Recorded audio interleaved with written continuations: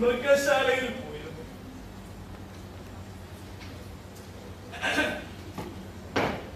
ഞാൻ മൃഗശാലയിൽ പോയിരുന്നു. ഹലോ, ഞാൻ മൃഗശാലയിൽ പോയിരുന്നു. എന്നോടാണോ? അതെ, അവിടെ നിന്ന് ഇവിടം വരെ നടന്നാണ്. ഞാൻ തെക്കോട്ടേക്ക് പോകണം.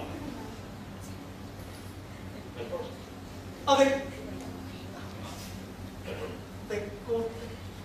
ആ കാണുന്ന റോഡ് അതേതാ? 74-ാം നമ്പർ സ്ട്രീറ്റ്. ഓഹോ, അവിടെ ആ വലത്തോട്ട് തിരിയുന്ന വഴി അതാണ് 74-ാം നമ്പർ സ്ട്രീറ്റ് അല്ലേ? അപ്പോൾ 64-ാമത്തെ തെരുവിനടുത്ത് വരും മൃഗശാല. അതെ, അല്ല, അപ്പൊ ഞാൻ ഏതാണ്ട് തെക്കോട്ട് തന്നെയാണ് നടന്നത്. ശരിയാ, ഞാൻ തെക്കോട്ട് തന്നെ നടന്നത്.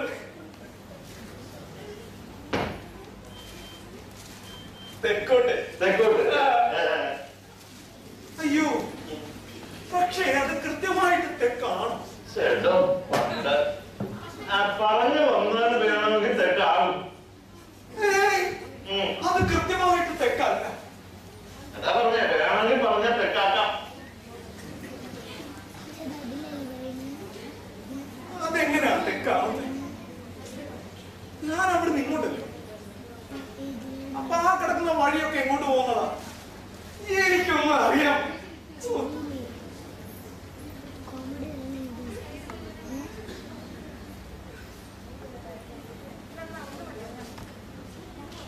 അല്ല,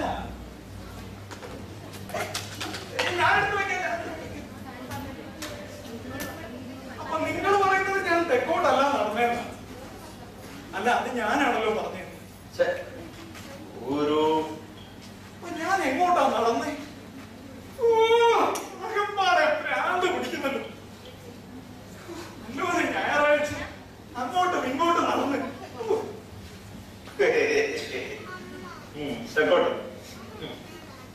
തെക്ക്, വടക്ക്, കിഴക്ക്, തെക്കോട്ട്. നിങ്ങൾ എന്താ കാണിക്കുന്നേ? നിങ്ങൾ വായിൽ ക്യാൻസർ ഉണ്ടാക്കാൻ ശ്രമിക്കണം. ഇതുകൊണ്ടോ? ഇതുകൊണ്ടോ? സാധാരണ പുക വലിക്കുന്നത് കൊണ്ടാണ് തൊണ്ടയിൽ ക്യാൻസർ ഉണ്ടാകുന്നത്. അങ്ങനെ സംഭവിച്ചാൽ ഫ്രോയിഡിന്റെ താടിയിൽ മാറ്റിവെച്ചതുപോലെ നിങ്ങൾ മാറ്റിവെക്കേണ്ടി വരും. അതിന്റെ പേരെന്താണ്? പ്രോസ്തസിസ്. പ്രോസ്തസിസ്. നിങ്ങൾ ഭയങ്കര വിവരമുള്ളതാണല്ലോ. അല്ല, ഡോക്ടറോ മറ്റോ? ഞാനത് എവിടെയും വായിച്ചു. എവിടെ? ടൈം മാഗസിനിലാണ്. ടൈം മാഗസിനോ? അതെ അതെ. പക്ഷേ അത് വെട്ടികൾക്ക് വായിക്കാനുള്ളതല്ല. അപ്പോ ഞങ്ങളുടെ പൊക്കി താഴെ ഞാൻ എടുത്തു വയ്ക്കാം. അപ്പോ അതാണ് 5-ാം നമ്പർ റോഡ് അല്ലേ? 5-ാം നമ്പർ റോഡ്. ഈ പാർക്കിന്റെ പടിഞ്ഞാറ് വശം എനിക്ക് ഒട്ടും ഇഷ്ടമാണ്. എനിക്കറിയാം.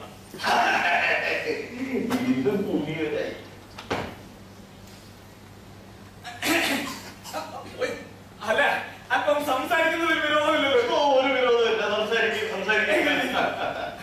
അതായത് ഇന്നൊരു വളരെ നല്ല ദിവസം. നല്ല ദിവസമാണ്. ഇന്ന് ഞാൻ മൃഗശാലയിൽ പോയിരുന്നു. ഇത് കുറെ നേരമായിട്ട് മൃഗശാല അതേപറ്റി നിങ്ങൾ ഇന്ന് രാത്രി റേഡിയോയിൽ കേൾക്കും, അല്ലെങ്കിൽ നാലാമത്തെ പത്രത്തിൽ വായിക്കും. അതെ, നിങ്ങൾക്ക് റേഡിയോ ഉണ്ടല്ലോ അല്ലേ? റേഡിയോ ഉണ്ട്. 2 എണ്ണം ഉണ്ട്. 2 എണ്ണം. ഒന്ന് കുട്ടികൾക്കുള്ള. അപ്പൊ നിങ്ങൾ കല്യാണം കഴിച്ചതാണോ? അല്ല, അങ്ങനെ വേണമെന്ന നിയമമൊന്നുമില്ലല്ലോ.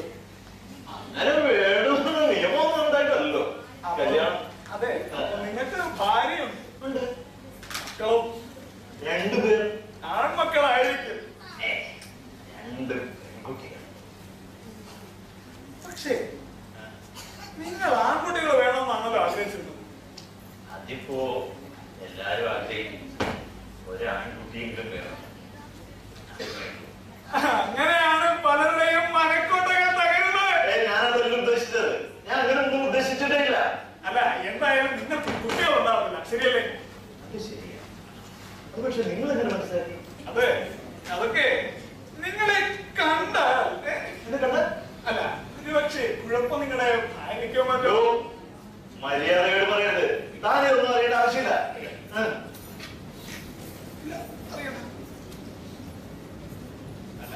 നിങ്ങൾക്ക് വേറെ എന്തെങ്കിലും അറിയണമെങ്കിൽ ഞാൻ പറയാം. അതായത് മൃഗശാല, അതിനെപ്പറ്റി നിങ്ങൾക്കറിയാം. മൃഗശാലയെ കുറിച്ച് അതിനു മുമ്പ് ചില കാര്യങ്ങൾ ചോദിച്ചറിയുന്നതിൽ വിരോധമില്ലല്ലോ അല്ലേ? എന്താ അങ്ങനെയെന്ന് വെച്ചാൽ ഞാൻ അധികമൊന്നും ആരോടും സംസാരിക്കാത്തൊരു പ്രകടനക്കാരനാണ്. വളരെ കുറച്ച് മാത്രമേ സംസാരിക്കൂ. അതായത് ഈ ഒരു വീർത അല്ലെങ്കിൽ ഈ ഗ്ലൂമറി എവിടെയാ, ഈ സിനിമ എത്ര നേരം വരും, കൈമാറ്റി എന്തൊക്കെ. പക്ഷെ ചിലപ്പോൾ ഞാൻ ചില ആളുകളോട് വർത്തമാനം പറയും. നല്ല ശരിക്കുമുള്ള വർത്തമാനം. ഒരാളെ കുറിച്ച് അറിയാം, അയാളെ കുറിച്ച് എല്ലാം അറിയാം. അപ്പോ ഇന്നത്തെ ഇല ഞാനാ. ഇത്രയും തെളിച്ചമുള്ള ഒരു ഞായറാഴ്ച ഉച്ചതിരിഞ്ഞ് വിവാഹിതനും 2 കുട്ടികളുടെ അച്ഛനുമായ താങ്കളെക്കാൾ കൊള്ളാവുന്ന ഒരാൾ വേറെ ആരുണ്ട്? ആട്ടെ, നിങ്ങൾക്ക് പട്ടിയില്ലേ? പക്ഷെ നിങ്ങളെ കണ്ടാൽ മൃഗങ്ങളെ വളർത്തുന്ന ഒരാളാണെന്ന് തോന്നും. അതെ,